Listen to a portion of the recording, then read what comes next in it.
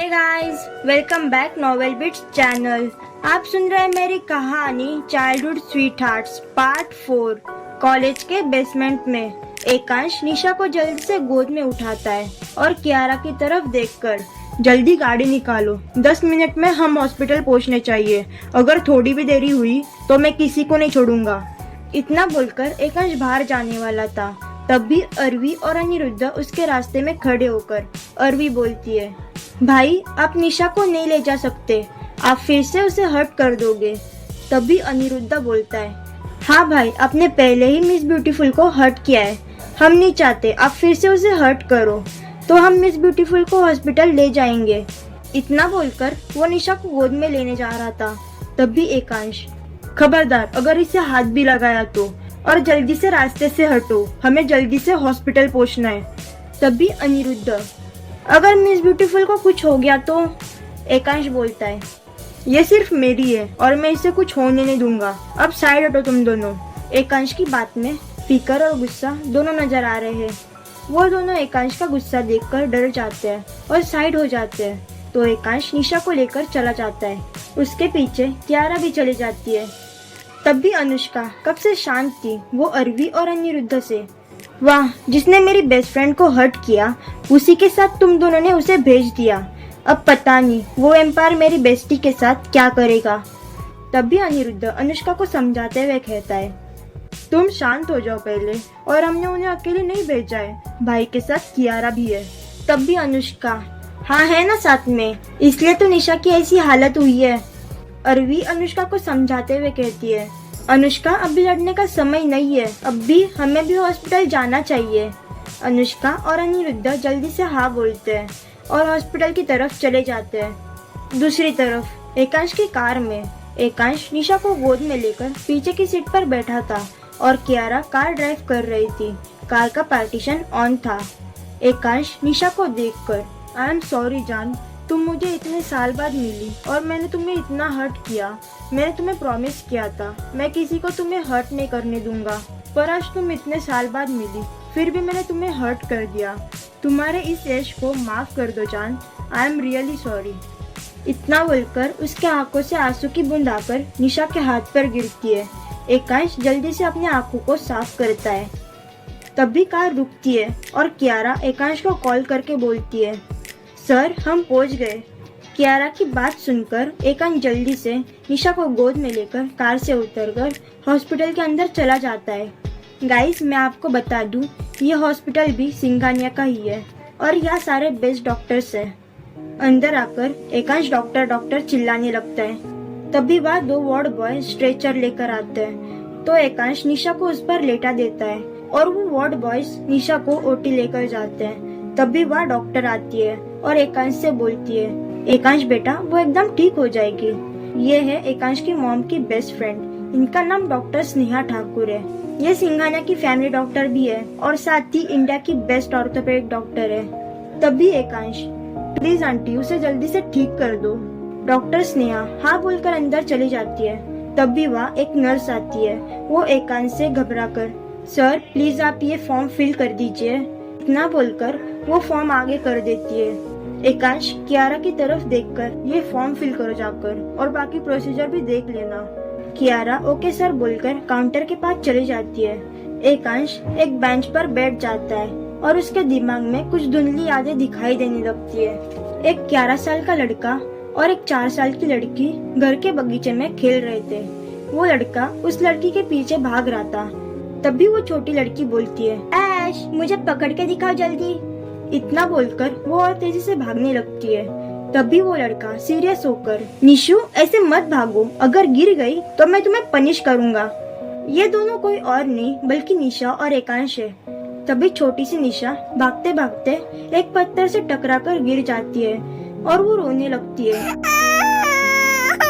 तभी छोटा सा एकांश उसके पास आता है और उसे गोद में उठाता है और एक बेंच पर बैठाता है। तभी वह एक सर्वेंट फर्स्ट एड बॉक्स लेकर आता है और वो बॉक्स छोटे से एकांश को देता है। छोटा सा एकांश छोटी सी निशा को ध्यान से बैंडेज लगा देता है। तभी निशा बोलती है, ऐश तुम मुझे प्लीज पनिश मत करना, मैं अगली बार से कोई मस्ती नहीं करूंगी। इतना बोलकर वो पपी फेस करके एकांश को देखने लगती है। छोटा एकांश, ओके ठीक है, पर अगर अगली बार तुमने कोई शैतानी की तो मैं तुम्हें पनिश करूंगा। छोटी निशा एकांश के गले लगकर, तुम कितने अच्छे हो ऐश, अब तुम मुझे प्रॉमिस करो तुम मुझे ऐसे ही हर टाइम प्रोटेक्ट करोगे और मुझे किसी को हर्ट नहीं करने दोगे। एकांश भी निशा को प्रॉमिस करता है और एकांश निशा को गोद में उठाकर घर में ले जाता है। एकांश को बचपन के दिनों की याद आ रही थी। उसे खुद पर बहुत गुस्सा आ रहा था। तभी वह अरवी, अनिरुद्ध और अनुष्का आते हैं। अनिरुद्ध एकांश से, भाई मिस ब्यूटीफुल कहाँ है और डॉक्टर ने क्या कहा? अनिरुद्ध की आवाज सुनकर एकांश होश में आता है और जल्दी से खुद को संभालता है। एकांश अनिरुद्ध से कहता है, अभी डॉक्टर आए नहीं है, उन्होंने वेट करने बोला है। तभी अनुष्का आगे आकर एकांश को पंच मारती है और बोलती है, तुम्हारी हिम्मत कैसे हुई मेरी बेस्ट फ्रेंड को हर्ट करने की? तुम्हें मैं नहीं छोड़ूंगी। इतना बोलकर वो एकांश को मारने वाली थी कि तभी अनिरुद्ध उसे रोक देता है और कहता है, वो जल्दी ठीक हो जाएगी, प्लीज ये हॉस्पिटल है, यहाँ मत लड़ो। अनिरुद्ध की बात सुनकर अनुष्का शांत हो जाती है। तभी वह कियारा आती है और एकांश से, मैंने प्रोसीजर कंप्लीट कर ली है। एकांश ओके बोलता है। सभी डॉक्टर आने का वेट कर रहे थे। थोड़ी देर बाद डॉक्टर बाहर आते हैं तो सब उनसे मिलने चले जाते हैं। अनिरुद्ध डॉक्टर से, आंटी मेरी फ्रेंड कैसी है? डॉक्टर स्नेहा बोलती है, आप सब मेरी केबिन में आइए। इतना बोलकर डॉक्टर स्नेहा केबिन में चली जाती है और बाकी सब भी केबिन के अंदर चले जाते हैं। डॉक्टर स्नेहा अपनी कुर्सी पर बैठकर उन सबको बैठने बोलती है। वहाँ पर 3 कुर्सी रखी हुई थी तो एकांश, अनुष्का, अरवी चेयर पर बैठ जाते हैं और अनिरुद्ध केबिन में एक्स्ट्रा चेयर थी वो लेकर आता है और उस पर बैठ जाता है। तब भी एकांश, आंटी वो ठीक तो है ना, उसे ज्यादा चोट तो नहीं आई ना? तब भी अनुष्का मन में पहले खुद ही हर्ट करता है और अब ऐसे फिकर दिखा रहा है जैसे इसके अलावा किसी और को कोका की फिकर ही नहीं है। हाँ, डॉक्टर स्नेहा बोलती है, वो ठीक है पर अभी वो बेहोश है क्योंकि उसे अभी बुखार है। जैसे ही उसका बुखार उतरेगा वैसे ही वो होश में आएगी और उसके राइट हैंड और राइट पैर की हड्डी टूट गई है, ये देखो। इतना बोलकर डॉक्टर स्नेहा सबको एक्सरे दिखाती है और आगे बोलती है, इसकी वजह से निशा के हाथ और पैर में फ्रैक्चर है, वो 2 मंथ रखना होगा और इस बात का खास ख्याल रखना वो हाथ और पैर पर ज्यादा जोर ना दे क्योंकि फिर शायद वो उसके पैर और हाथ को यूज ना कर पाए।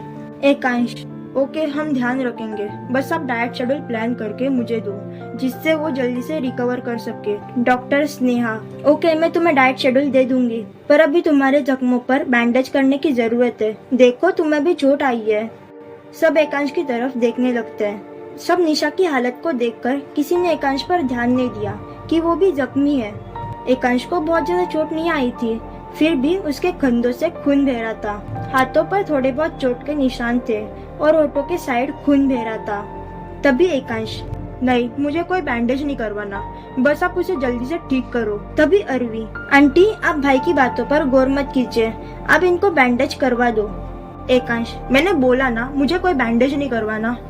तभी अनिरुद्ध एकांश के पास आकर उसके कान में कहता है, भाई आपको आपके चाइल्डहुड स्वीटहार्ट की कसम है, आप बैंडेज लगवाने से मना नहीं करोगे। एकांश जल्दी से बैंडेज लगवाने के लिए मान जाता है और डॉक्टर स्नेहा एकांश का बैंडेज करने लगती है।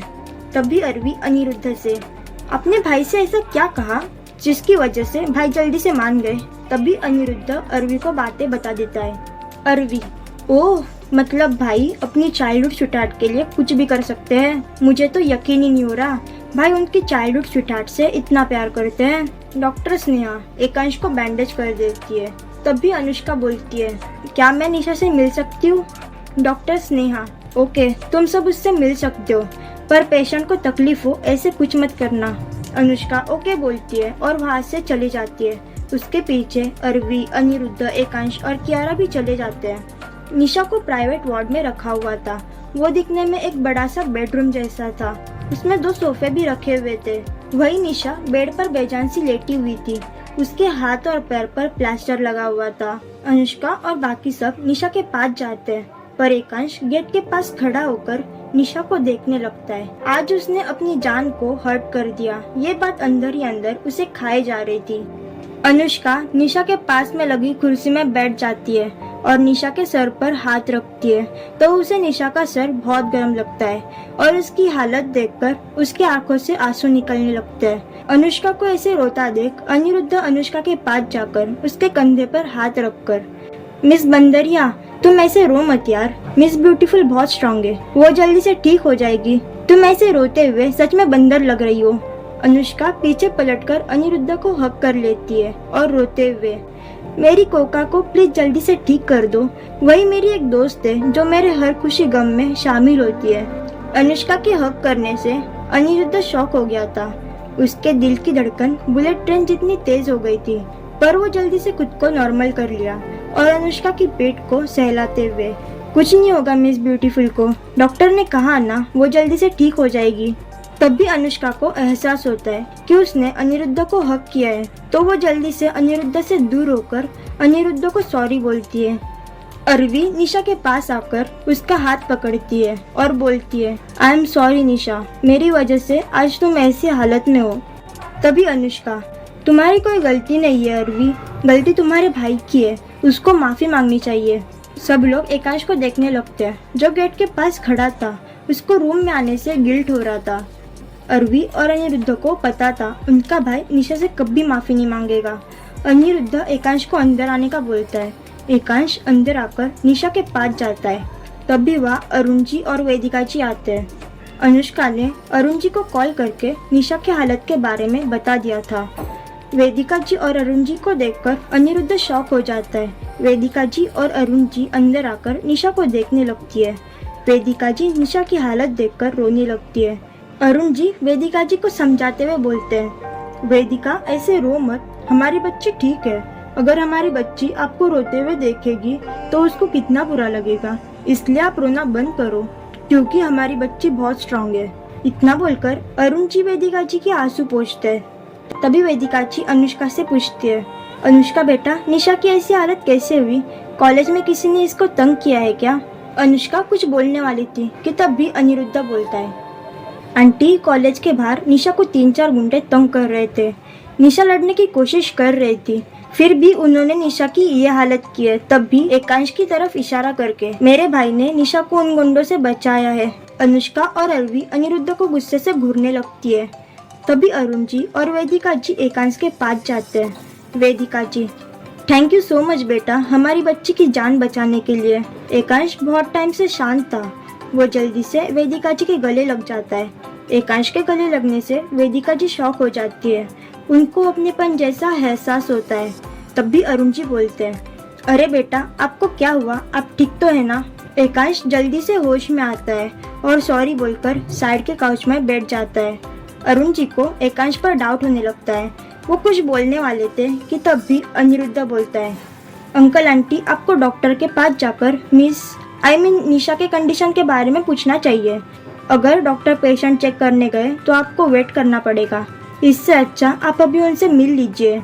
अरुण जी को अनिरुद्ध की बात ठीक लगती है, इसलिए वो बोलते हैं, तुम ठीक कह रहे हो, तुम सब निशा के पास रुको, हम डॉक्टर से मिलकर आते हैं। इतना बोलकर अरुण जी वेदिका जी को साथ लेकर जाते हैं। अरुण जी और वेदिका जी के जाने के बाद अरवी, भाई आपने उनसे झूठ क्यों बोला कि निशा को एकांश भाई ने बचाया है? उल्टा भाई ने निशा को तंग किया है। आज भाई की वजह से निशा इस हालत में है, फिर भी आपने इनको बचाने की कोशिश की है। अनुष्का, हाँ ये सही बोल रही है, मैं अब भी अंकल आंटी को सब कुछ बता दूंगी। इतना बोलकर अनुष्का जाने के लिए आगे बढ़ती है। तब भी अनिरुद्ध अनुष्का के पीछे से उसकी कमर पर हाथ रखकर अपने पास खींचता है। इससे अनुष्का की पीठ अनिरुद्ध के चेस्ट से चिपक जाती है।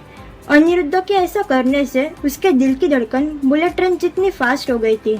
अनिरुद्ध को एहसास होता है अनुष्का को रोकने के चक्कर में उसने क्या किया है, तो वो जल्दी से अनुष्का को छोड़ देता है और सॉरी बोलता है। अनिरुद्ध की भी धड़कनें तेज हो गई थी, वो बहुत शाय फील कर रहा था। यही हाल अनुष्का का भी था, उसके गाल लाल हो गए थे। उन दोनों को अनकंफर्टेबल देख अरवी, भाई आप बता रहे हो या नहीं, आपने झूठ क्यों बोला, वरना मैं खुद अंकल आंटी के पास जाकर सच बता दूंगी। एकांश पर इशारा करके, इन्होंने ही निशा की ये हालत की है। अनिरुद्ध कुछ बोलने वाला था, तभी गेट के पास खड़ा आदित्य अंदर आता है। आदित्य ने अरवी की बात सुन ली थी। आदित्य इस समय बहुत खतरनाक दिख रहा था, वो बहुत गुस्से में था। वो जल्दी से एकांश के पास जाता है और उसकी कॉलर पकड़कर, तुम्हारी हिम्मत कैसे हुई मेरी बहन को मारने की? अनिरुद्ध आगे आकर आदित्य को एकांश से अलग करता है और अनिरुद्ध बोलता है, आदित्य भाई आप प्लीज शांत हो जाओ। मुझे पता है भाई ने बहुत गलत किया है, पर आप उनको माफ कर दो और प्लीज अंकल आंटी को कुछ मत बताना। आदित्य गुस्से से, मैं इसे क्यों माफ करूं? इसने मेरी बहन को हर्ट किया है। एक मिनट, तुम्हें मेरा नाम कैसे पता? तुम हो कौन? तभी अनिरुद्ध, आदित्य भाई मैं अनिरुद्ध सिंघानिया। आपको याद है जब आप 7 साल के थे तभी से हमारी फैमिली और आपकी फैमिली पड़ोसी थे। आदित्य, ओह हाँ मुझे याद आ गया। तभी अनिरुद्ध, आदित्य भाई प्लीज एकांश भाई को माफ कर दो। आप दोनों तो बचपन में बहुत अच्छे दोस्त थे ना, फिर इस दोस्ती के लिए ही माफ कर दो और प्लीज अंकल आंटी को कुछ मत बताना, वरना हमारी फैमिली और आपकी फैमिली फिर से दूर हो जाएंगे।